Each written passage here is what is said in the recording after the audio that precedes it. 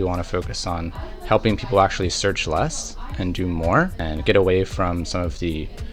kind of ad addicted kind of attention economy that's developed around search and many other things as a consequence of how search is framed, how we interact with the rest of the web. So we're going to keep working on, like I said, reorganizing the world's information, not around what kind of information it is or around advertisements and your attention, but more around what you're trying to do in the moment and building things into search that might actually surprise people, that they don't actually think of as normally being part of search. Things like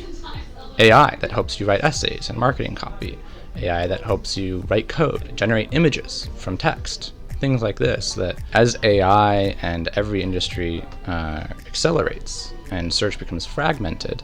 u.com can become a place where we reimagine search and what it can be doing for us.